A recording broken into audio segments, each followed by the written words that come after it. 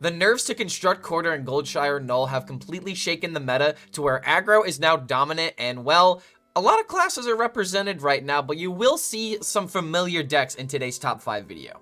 Before we begin, I just want to give another huge thank you to everybody for helping us reach 9,000 subscribers. I have chosen the giveaway winner, so you guys have 48 hours in order to respond to this comment with your Discord tag so I may contact you with further instructions so I can give you guys your mini set. But I want to thank everybody for being a part of this giveaway, and there will definitely be more giveaways here in the future of this channel, especially once we reach 10,000 subscribers. So if you enjoy this kind of content, feel free to like this video and subscribe to the YouTube channel to be notified about any of our future updates. But if we take a look at HS Replay, we can see a trend going on with the Hearthstone meta right now. And that is, well, Warrior and Shaman are absolutely dead in the water. The nerf to Goldshire Null has left Shaman absolutely unplayable, even worse than Warrior according to the global stats. Now, I want to say there's like decks like Murloc Shaman and maybe like a Rancher Shaman deck that's possible, but unfortunately the metagame that we have right now is so volatile against these kind of aggressive Shaman strategies that, well, they're just not going to be able to win right now. Right now, the best classes according to HS Replay are Paladin, Priest, Death Knight, Hunter, and Mage. And I agree with 4 of these classes. I'm not really seeing a lot of Hunter at top Legend, but let me go ahead and show you guys what the best 5 decks in Hearthstone are.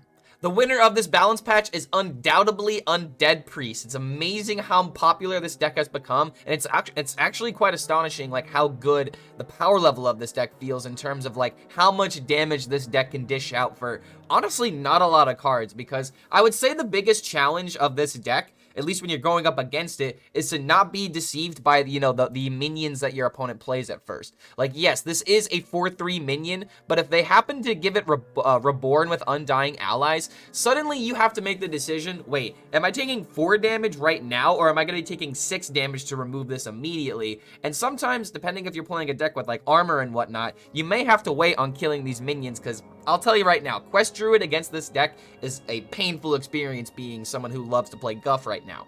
I really wish that Quest Druid was on top right now, but it is featured in this video. But regardless, Undead Priest is really good right now because of all of these synergies that are available to it. This is the Vicious Syndicate deck that they say is the best one right now, but honestly, I am not a big fan of Void Shard, and honestly, I'm not a big fan of Bone Collar either. There are ways to make this deck a little bit more aggressive and to kind of patch up some of its weaknesses, but right now, the main power of this deck is being able to play your Void Touched Attendant or your Incorporeal and then being able to bring it back. And if you don't have these 1 and 2 drops, then you can bring back cards like your Shadowed Spirit. And I'll tell you right now, being on coin with this deck feels extremely good if you're going to set up Undying Allies into a coin 3-drop and then bring it back immediately with your Animate Deads. The thing about this deck is that if you leave up 1 or 2 minions, suddenly they're going to deal a lot of damage. And honestly, Shadow Word Undeath is an amazing card that is really making this meta favorable for the Undead Priest, because right now it's getting queued into an aggressive meta. So you have all of these synergies that are already set up for you, and sometimes you can make this card deal even more damage if you choose to run cards like Blood Mage Thalnos. Or if you have Void Touched Attendant and Shadow Cloth Needle, then this can deal upwards of 6 to 8 damage directly to face. That's a lot of damage for an aggressive deck that shouldn't have that much AoE, right? But there's also other ways to play this deck as well. This is a list that I saw on the ladder, and I'm really interested in the Naxxramas Hexen inclusion. And again, I'm not really a big fan of the inclusion of Void Shard, just because it only has one real way of being played, and that's like as a late game burst combo to kind of close the gap, which I can kind of understand. I'm not really 100% sure if it's the way to go, but in case you guys want to test out some other ideas, Hexen might be pretty good in order to steal a Light Ray from a pure Paladin, in order to steal a Taunt from a Thief Rogue when they happen to find it at the right time. Like, this is just your oh shit button and a way to be able to counteract the decks that might be able to scam you one way or another. I personally am not a big fan of Banshee, but if you want to go with a more aggressive deck that has like eggs and has like these other synergies with Undying Allies and just you're leaning more in on the undead part of the deck, then sure, you can definitely play this this version of the deck. But I believe the best version of Undead Priest is actually this next deck I'm about to show you. This may not be the most optimal way to build the list. In fact, I would argue that this is where we would put in the Void Shard, just so that way we have as much consistent damage as possible. But I don't like the idea of Bone Collar being in a deck if we're all about, you know, jamming in as much damage as possible. And I personally really like the Brittle Skin Zombie just because it's just another Shadow Spirit if you really think about it. Your opponent is always going to be trading into this card more times than not, and the only time that you really want to trade with this card is in situations where you need the value trade, or when you need to trade into a taunt minion, for example. So this is just really another Shadowed Spirit in my eyes, and if you have a completely golden collection, it'll definitely seem that way. But Undying Allies is just such a really good card that's available for Priest right now, and I believe that this might be the best way to make this deck. I'm not really sold on the Bone Collar, but this was a version of the deck that I was playing yesterday to great success, and I believe I stole this from somebody on Ladder. There's a lot of people that are trying out like a few different card inclusions with Undead Priest. But the point is, Aggro Priest is really good right now. Undead Aggro Priest is dominating the ladder both at top legend and through some of the casual ranks. So if you're looking for a quick legend climb, this is definitely the way to go. But don't be fooled by how much damage that they seem to be pressuring all at once. One minion or two minions is a lot of damage that this deck can pressure if they hit you all in the face. So watch out for a bunch of damage all at once. And now this is the part of the video where I'm kind of sad to tell you that a lot of the decks that you're going to be seeing are decks that you've probably already seen, because now that Death Knight and Shaman aren't ruling the meta right now, aggressive decks can rule because we're not getting scammed, and being board locked is not as common now. However, I will go ahead and spoil that Frost Death Knight is on this list, and I will show my stats here with the deck here in a second, because it seems to be the best list that I'm having success with after my my initial success with Quest Druid, which is starting to not do so well into this aggressive meta anymore. But Aggro Mage is still really good right now if you want to run Ashwin, but you could also still run the ping package if you want to get away with playing Mage right now. Like, both of these decks are super solid, but again, there's just not really a whole lot of new things happening right now, but this deck is working because of how many aggressive decks, like Pure Paladin, for example, which is going to be the next deck, that you're going to be seeing on your ladder climb. How this deck feels into Undead Priest, I'm still not 100% sure yet, because I haven't 100% learned how to play that deck optimally. I'm really bad with aggro decks and choosing between, you know, like a bunch of 3-drops and yada yada yada. I'm not going to talk about my weaknesses too much, but I will say that a lot of these decks coming up are very simple, and it may be like, oh, doy, aggro is good right now, but trust me, these aggressive decks are literally killing you by like turn 6 or sealing games as early as turn 4, and it seems kind of unfair to me. Next up is an archetype that I've seen 2 different content creators get rank 1 legend with. It was Jombre and I believe someone from the French community. I don't remember exactly who it was. But Jombre is the guy who popularized this version of the deck that is using 1 Battle Vicar and 1 Blood Crusader. That's the, you know, the key signature cards here. Those 1 inclusions, to where, you know, Countess is still really good, but it also goes pretty deep into the Curator combinations, because you have cards like your Sous Chef as well as your Seafloor Savior in order to get those easy card draw turns, as well as Light Rays if you haven't drawn them off of Order in the Court as well. And the thing to keep in mind with the Curator is that if you have cards that have dual tags, for example, like Light Ray, the Curator will treat 1 as an elemental and 1 as a beast, so you will always draw both of these Light Rays. If there's ever a double tag on a minion, keep that in mind, because there's another deck I'm going to show you here that has, I think, Goldwing is the card, the Dragon Mech card. But this is one way that you can play Pure Paladin, but I'm going to say that I am personally not a fan of this list, because it's kind of all-in aggressive, and all-in aggressive might be the way to go at the beginning of your climb. But I believe if you want to maintain your ranks in Legend, this version of the deck might be a bit better, because it's a little bit more focused on getting value out of your Curator. I think Goldwing is a card that can be extremely good into, say, the Pure Paladin matchup, because you can get a 2-for-1 trade, this card will survive, and then it becomes a legitimate threat. And if your opponent doesn't clear it, you stick a Seal of Blood on it, like, dude, it's just GG, right? Like, remember how good Crab Rider was whenever you stuck it on the field? Granted, this card has a condition in order to get its it's got a condition to get its Wind Fury, but it just seems like a really good fit with the Curator, and again, that double mech synergy seems to make a lot of sense. And maybe you don't run Seafloor Savior anymore, but this is still just a really good card to help you maintain your consistent minion pressure, and in case you don't have like a decent turn 3, you can find one if you have this card by turn 2. Blood Matriarch Liadrin is also an insane card if you can potentially coin this out on turn 1 and play with a bunch of 1/1s. One of the best setups that I've seen is actually when I played Alliance Bannerman, and then I had the 1/1s from Sous Chef, and then I had the Blood Matriarch on turn 4, so I played this coin into, maybe I didn't have coin. I think it was just this into two 2/2s. But again, they have Rush and they have Divine Shield, which is huge in the mirror, so make sure you don't throw away this card if you're going to play it. I feel like it's super important in the mirror. Tempoing it out might be the wrong play. But this is, in my opinion, the better way to be playing Pure Paladin right now, because you still have your Countess plays. I don't like the idea of playing Blood Crusader anymore, because taking damage may not be necessary if you're constantly on the board, but Pure Paladin is definitely a big winner in this meta right now. Next up, we have Relic Felled Demon Hunter, and I'm honestly really astounded by how much of a comeback Demon Hunter had, as being like, I think, the 9th worst class before these balance changes happened, and now it's looking like a legitimate strategy that you can not only hit Legend with, but you can hit Rank 1 Legend with. This is a deck that I saw.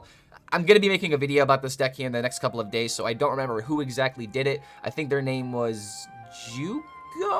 I might be, I'm probably not remembering that correctly. But in any case, like, Relic Demon Hunter is really good right now because the lifesteal is completely slept on right now. I think there might even be a way to fit in the lifesteal weapon, just because of how crucial it can be in order to get, well, I can't find, oh, there it is. How crucial it can be in order to have, like, a big swing turn. And honestly, the next deck I'm going to show you is another Demon Hunter deck, to where I'm surprised that no one's really playing it right now. But Spell Demon Hunter, I think, is a legitimate archetype that a lot of people aren't exploring because, again, the lifesteal is super slept on right now, and against, like, aggressive matchups, you might be able to really swing things if you can play Deal with the Devil, by turn 4, for example. You still have your Relic high roll turns. The only dyssynergies that you do have is that the minions aren't able to be cheated out for 0 mana thanks to Relic of Dimensions, but I think the rest of the deck is already, like, pretty good to where you don't have to worry too much about that. Fladori Warband, still an amazing card in order to pick up the board. You still have Kurtra's Demon Render for these insane turns with the Warblade. So it's just like, I think this deck is kind of being slept on, but maybe the high roll potential of the other deck is high risk, high reward, so you're going to win more games through these amazing swing turns, while this deck is more consistent with being able to consistently bring itself back to life, insert meme here, develop board, as well as summoning a very threatening amount of damage all in one turn. So I think this deck has, like, the best of both worlds, but there's a third world, which is Mana Cheat, which, if you get your Jace or your Zymox for 0, that is just somewhat irreplaceable. But I think that Demon Hunter is definitely a legitimate strategy that you could be using for your Legend Climb right now. And to wrap up the top 5 decks right now, I think Frosty K is actually a still legitimate deck that people could be playing right now. And I have not changed a single card from the Yarlo list, which plays 2 Might of Minithels, over playing the Harbinger of Winter. But I think I might be putting in 1 Harbinger of Winter just because of how crucial it is to be drawing Frostworm Fury right now. This card is still really good, and in a board-based meta, you will be seeing this card performing well. And just to kind of prove my point, I haven't really played this deck much, so ignore all of these stats right here. But the past 4 games that I have played with this, like, I was just watching a YouTube video, but look at that. Board-based deck, board-based deck, board-based deck, and a Demon Hunter. I think I got really lucky against the Demon Hunter, but regardless, I did really well with this deck earlier today, and I'm still seeing a lot of people having success with it, and the stats on this deck is still pretty decent, according to HS Replay. So I think that you could play a version of Frosty K very similar to what we were playing earlier. Maybe you do play Harbinger of Winter, maybe you don't. People were cutting that out at the end of this deck's reign just because you didn't really need it. The draw was kind of useless, and you could run cards like Astalor. So I think that if you really just want to be safe, go ahead and make this inclusion if you're not happy with the double epic, or if you don't have a second weapon. Some of you guys might be budget players, I'm not sure.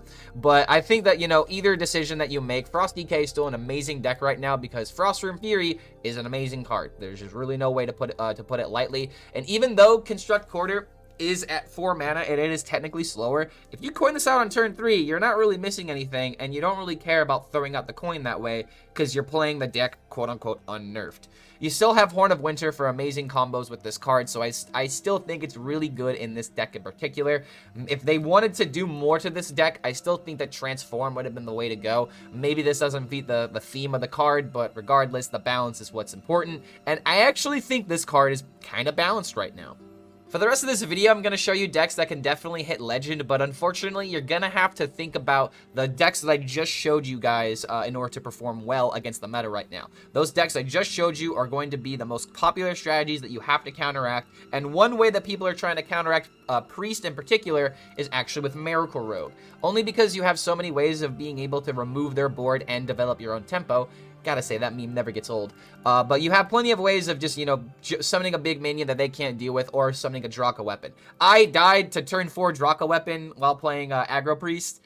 Yeah, that definitely didn't feel good. And honestly, like, you could still be playing Rogue if you don't like the idea of Miracle. You could play Thief Rogue as well. It's still a very good strategy, I gotta say. Also lost to a turn 4 Queen earlier today, and the last Rogue I went up against, I think I was playing Aggro Priest, and they found a Light Shower Elemental. So Rogue still has plenty of ways of, you know, scamming the game in their favor, but unfortunately, it is very much of a, you know, it can feel like a jackpot at times because you will roll some pretty bad cards. You kind of have to take the good with the bad if you're going to play this archetype, but it's still playable, and this archetype is still very popular at the casual ranks.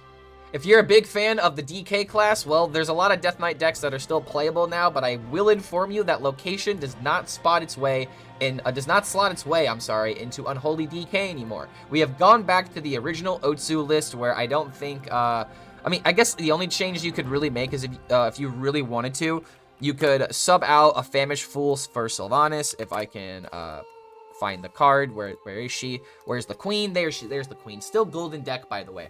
But I think this is really the only change that you could make to this deck, other than, like, I mean, the location just doesn't make any sense anymore, because you need to have the game at least, you know, developed by turn 4, and the location was pretty good in order to pop eggs and whatnot, but now eggs don't really make its way into the deck because you don't really care about popping them all too much. You're already, you know, you've already got a lot of other synergies that are going for you, so I'm not sure if egg really makes the cut in Unholy DK anymore.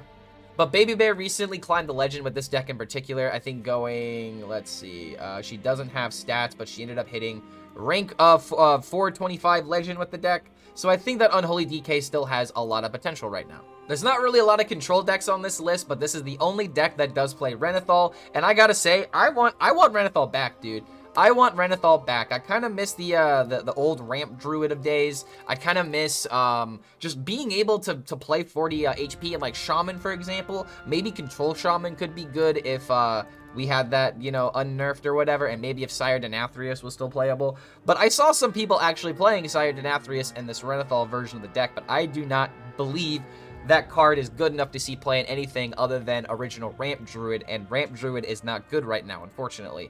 So I think that this version of the deck is about as control as you can get.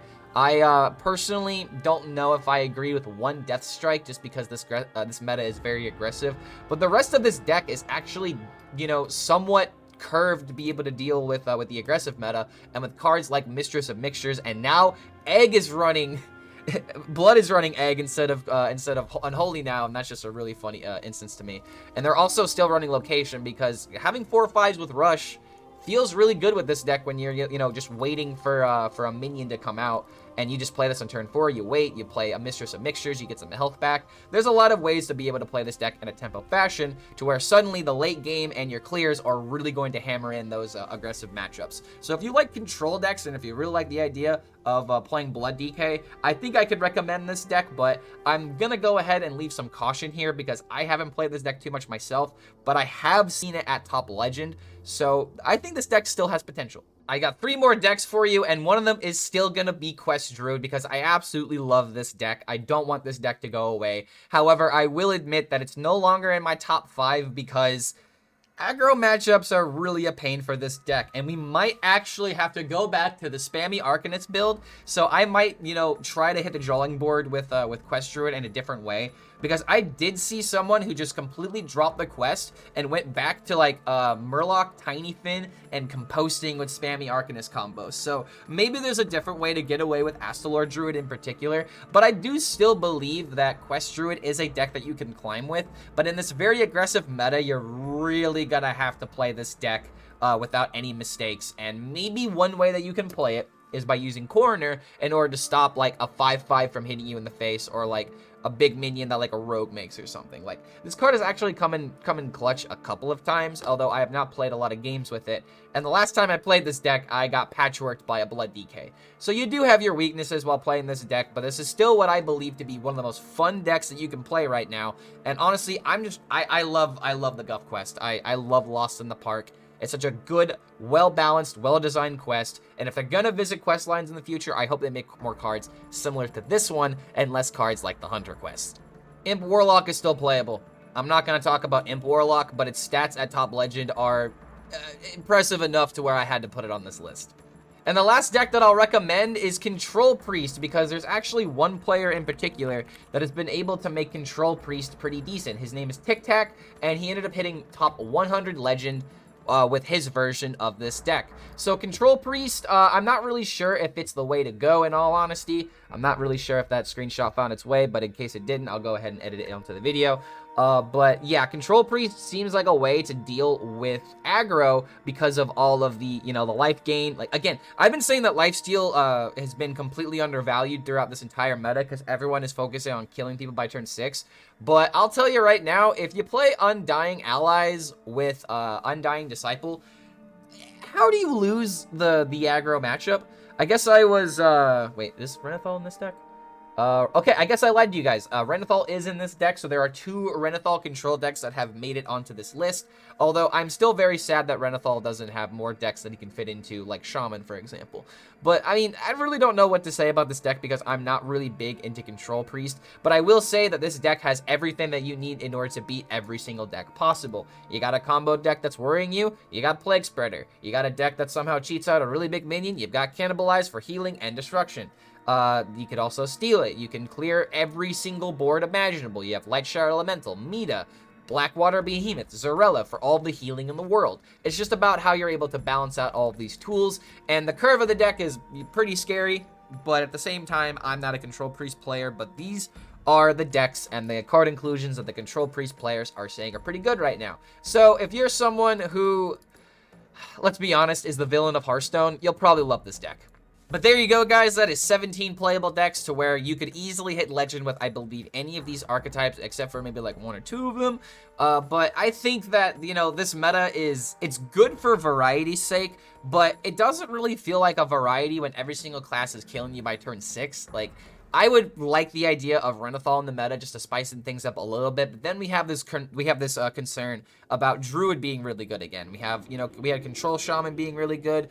Blood Renathal could probably be really good in Death Knight, and who knows how good Control Priest and Quest Priest could be. And in my opinion, if Quest Priest is the best deck in the game, it's not a good meta. And it's not because I hate Priest with a burning passion. It's just that Quest Priest is the complete definition of I'm going to completely ignore everything you do and wait for the one card that wins the game. And a lot of people just don't like fatigue gaming right now. Maybe that's just my opinion. I'm not I like the idea of more mid-range decks, you know, like turn 8, turn 9 being like that sweet spot that decks are killing. But we're dying very, very quickly in this meta, and I think the only justification that a lot of people are going to have is, well, at least things are diverse. And I will give that point. Things are diverse in terms of class representation. There's not like one class that's completely ruling right now, although Priest seems to be on its way to that point. So we'll see how the meta develops. I've got ideas for 3 different deck spotlights right now that I just have to flesh out and edit. So if you guys like this kind of content, feel free to like this video and subscribe to the YouTube channel for even more content. Thank you so much for making this a possibility for me to do, guys, and we'll see you for the next video.